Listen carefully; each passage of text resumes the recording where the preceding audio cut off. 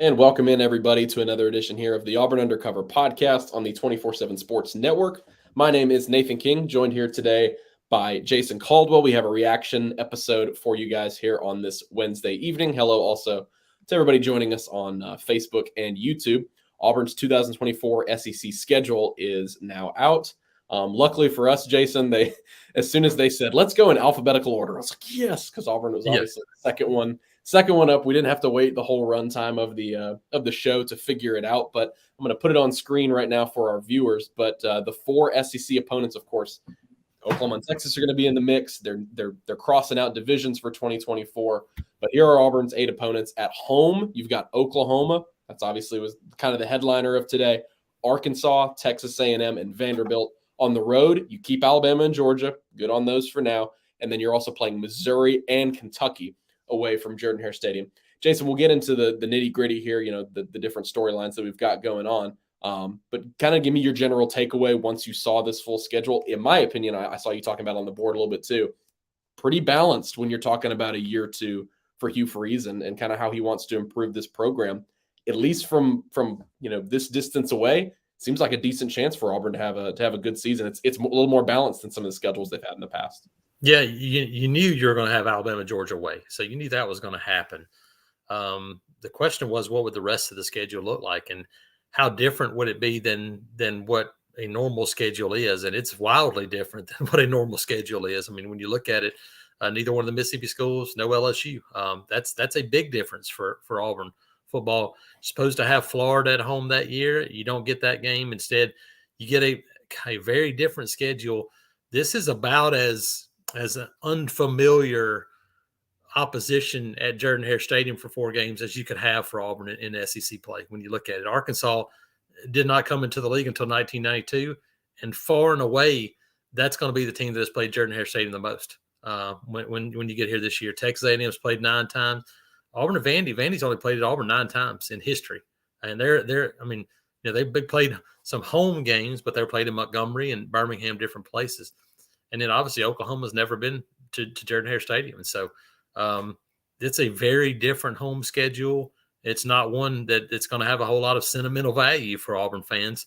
But as I wrote about earlier tonight, those things are going to change. It's just byproduct of adding 16 teams. You're going to lose a lot of those games. You're going to have a lot of different games that come on. And so this is kind of a taste of that. But I think that's kind of the thing that I look at to me is it's just a very different Auburn schedule. Trips to Kentucky and Missouri, places Auburn hadn't been to a bunch either. So it's just kind of thrown up in the air. And I do think it is balanced. And I think the league did a really good job of trying to even this schedule out across the board. Yeah, if you look at every team's schedule, there's really not a bunch of I think uproar that could come from a lot of these different programs. The non-conference schedule, of course, Auburn is already set with the SEC mandate. When they decided to go to 8 games at spring meetings, they said every team has to play at least one Power 5 opponent. Auburn obviously has that. Cal is going to come to Jordan-Hare Stadium. Non-conference doesn't change at all. They've got Cal coming to Jordan-Hare, all home games right now. New Mexico is coming to Jordan-Hare, and then maybe Terry Bowden, and if he's still at Louisiana Monroe, will be coming to Jordan-Hare as well. Maybe that 4th opponent will end up being an FCS team, but that obviously won't change at all. You mentioned Oklahoma. It's crazy that they haven't ever played them in the regular season. If they had drawn Texas, because every team obviously played Texas or Oklahoma in 24. All the existing teams, of course, had them added to their schedule. They played Texas a bunch of times, I think 11 times in total, but only the Sugar Bowl, Jason. It's been 2 Sugar Bowls for Auburn and Oklahoma, 2 of the more storied programs in college football history. And that's going to be, that is the headliner, of course, in terms of the home games here, maybe a nighttime game, but Oklahoma is getting a good taste of the SEC, obviously across the board. But they're going to get a pretty big taste of it when they come to Jordan-Hare Stadium for the first time. Yeah, it's very strange. I mean, you're like 1971 Sugar Bowl, and then just a few years ago, obviously in New Orleans, so 2 games in New Orleans, neither game Auburn played particularly well in. So this is an opportunity to kind of to get off to a good start with them in the league, and it's probably a pretty good opportunity and a pretty good time to catch Oklahoma. I mean, obviously they're kind of rebuilding things, as we just had a message flash up under Brent Venables. It's a much different Oklahoma program than it was even just a couple of years ago under Lincoln Riley. So You know, if you're looking at Auburn going, hey, if you're going to get Oklahoma at home, that's probably a pretty good time to get them. And then all this thing will be blown up again, and we'll have something new in 2025. And so this is a one-time feel. We'll see how much of it carries over. But yeah, getting Oklahoma at home to me was I thought the big part of this schedule. That's the one that you're looking at. You're going, where do you have Texas and Oklahoma? I figured with Alabama and Georgia being away that they weren't going to stick Auburn away at one of those two schools either. So getting Oklahoma to come to Jordan-Hare Stadium is pretty big. I remember that first time Texas A&M came, it was a big deal. It will be even more of a big deal when you think about Oklahoma coming in. Especially because Auburn will probably play a lot better than that team in 2012 did against Texas A&M. That was not necessary. That would be the hope for sure. For sure, yeah, and you don't want to be wiped off the field by Johnny Manziel. You know, Jason, back when it was kind of the 3-6 argument and people were thinking there was going to be a 9-game schedule, which of course could be the play in the future, but for now they're sticking with 8. When people were making the arguments for permanent rivals, I personally thought Mississippi State would be a team that you could keep for Auburn, because the only team that Auburn has played more than Mississippi State in their entire history is Georgia.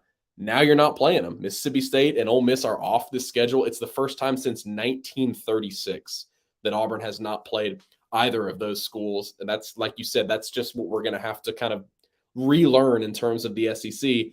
These divisional rivals that have kind of been generated over the past couple decades, like a Ole Miss, like a Mississippi State, even somebody like Arkansas probably is going to get bounced. I would imagine the next year, maybe the year after that. But LSU is really the one. I saw Justin Lee earlier tonight made a good point, kind of likening it to when Florida got removed from Auburn as being a consistent rival, when Tennessee kind of got removed from that, you know, playing them every single year, or at least pretty often.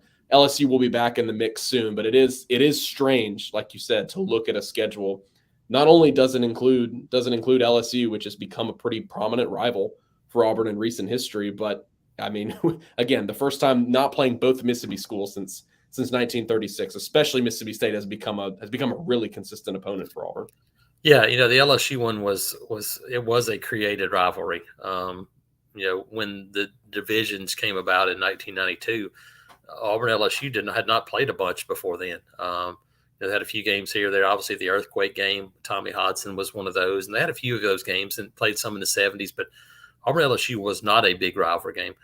The losses of the Tennessee and Florida games when it went to divisions were a much bigger deal to me. And when I think about it, I think about those more in relation to a Mississippi State, because Auburn, Mississippi State, you're right, they've played a bunch. Auburn, Ole Miss have played a good bit, but not nearly as much, more than Auburn LSU had.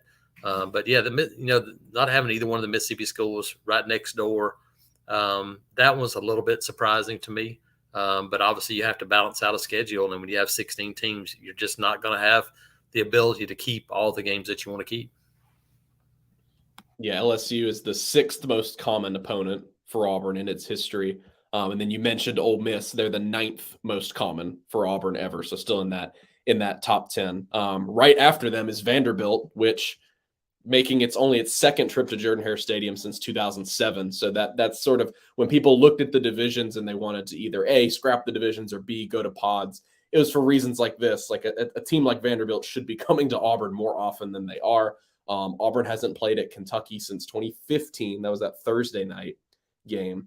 Missouri 2017 was the last time they went there, so they're going to have an opportunity to get both of those back on the schedule here. And then the home games against Texas A&M and Arkansas as well are interesting, because I kind of know that Oklahoma is obviously going to want to be trending in that direction, and what would be year 3 under Brent Venables. You kind of get the feeling that they're going to get their recruiting back up, but those are a little bit more of toss-ups to me. I mean, obviously Texas A&M wants, they think they have the talent base to return to that level. This season, I think, is going to decide where that goes for them, because they could continue their downward spiral, or they could kind of help themselves back up. But we were talking about it earlier, Jason. I mean, just kind of how this projects out for Hugh Freeze. You know, when you look at year 1, you're saying, okay, 3 or 4 SEC wins would be really good for him. You get to 7 or 8 wins in year 1. Coinciding now, the other conversation here is the college football playoff, Jason. It starts in 2024. I'm not saying I expect Auburn to be in the playoff, but as you look at wins that you can gather. This is what Hugh Freeze talked about at spring meetings. He said, I want what's best for us to make the playoff. He said, are we going to be, if they end up playing 9 games, are we going to be penalized for another SEC loss when we wouldn't have even had it if they didn't add that game? And so obviously they stick with 8 games here, but playoff or not, I think as we sort of enter that era where it's going to be, hey, if Auburn goes 9-3, they're going to have a pretty good chance as a fringe playoff team. Again, I just think this schedule sets up pretty nicely. You never know what's going to happen. You never, obviously we still have to play this season right in front of us, but I do think in terms of a progression, a year 2 for Hugh Freeze, it sets up pretty well for him to maybe 6 or 7 games, obviously as maybe a baseline in year 1. I think it sets up nicely for him to improve on that with a couple more wins as you're trying to get back to that 10-win range, 9-10 win range.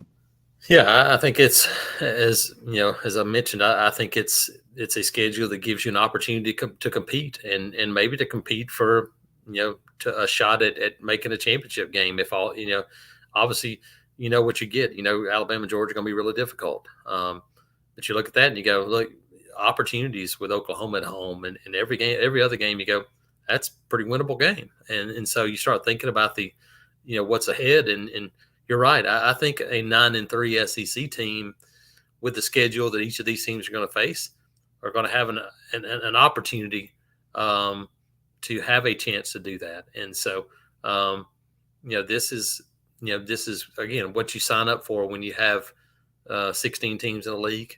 You're going to have some years where you look at it and you go, man, that's pretty rough. Have other years where you go, I feel like that gives you a chance. This is a schedule that I feel like gives Auburn a chance. I have a YouTube comment here that says, I'm more disappointed that Auburn's not playing Ole Miss than LSU. Freeze versus Lane has the potential of being an exciting rivalry. Yeah, I agree. That's going to be a lot of fun, especially in Jordan-Hare this fall. Yeah, and you'll get one here. I thought for sure that the SEC would send Auburn to Ole Miss in 2024 just to have that first game back and have that opportunity there. A little surprising that it didn't happen. But again, it comes down to trying to balance out schedules, and you're just not able to do all those things. Yeah, and they will balance out over time. Looking ahead to like 2025, things are going to balance out. By then, Auburn's not going to be without some of their more traditional opponents for more than a year. They're not going to go 2 years in a row without playing LSU or anything like that. We had a comment asking about Texas's schedule. Yeah, I want to run through what Texas and Oklahoma have for their first years in the league. For Texas, they have home games against Florida, Georgia, Kentucky, and Mississippi State. So obviously Georgia heading to Austin is going to be pretty fun. And then away games, Arkansas, Oklahoma's a neutral site, Vanderbilt, they're going to go to Nashville, and then Texas A&M. We talked about that earlier this week. Texas A&M is coming back for 2024. You hope that's something that's going to be maintained for the future. But, this is the first time they're going to be playing since 2011. On the Oklahoma side, their marquee matchup, at least on their field, Alabama at home. They're welcoming Alabama to Norman. They also get South Carolina and Tennessee at home. That Tennessee game has a lot of potential. Talking about the Josh Heupel connections there. And then obviously the neutral sider against Texas. And then their away games, Auburn, they go to LSU. That'll be really fun as well. And they also Missouri and Ole Miss also on the away schedule for Oklahoma. So, Jason, if you don't have anything else, I think we may wrap it there unless you have some kind of parting comments here. Yeah, no, other than you got to give Greg Sankey, Herb Vincent, everybody at the Southeastern Conference a lot of credit. Right. Hey, tried to figure out a way. It wasn't going to work right now to completely blow up the schedule, but they figured out a way to make this one work for 1 year to kind of get them to 2025. I think they did a heck of a job, and you'd like to see some of those games, and I think we'll see more of those when we get to the traditional every year schedules. But for what they were able to do in this short of a time, I think they did a pretty good job. Yeah, at the end of the day, this is a holdover. It's just kind of patchwork for right now. It could end up being the long-term solution. But what Greg Sankey was saying was, look, we want to see how it affects the playoff. We want to see the playoff in 2024, see what the SEC's footprint is in that, and just kind of get your feet under you with a super conference, with a 16-team conference, see what that looks like, and then, kick the can down the road and figure out what you're going to do in the future. And so thank you guys so much for joining us for this reaction episode. Thanks for all of our watchers there on YouTube and Facebook. If you guys enjoyed the podcast, go leave us a 5-star review. It's the number one thing that helps us out. Until the next episode, for Jason Caldwell, I am Nathan, and we'll catch you guys later.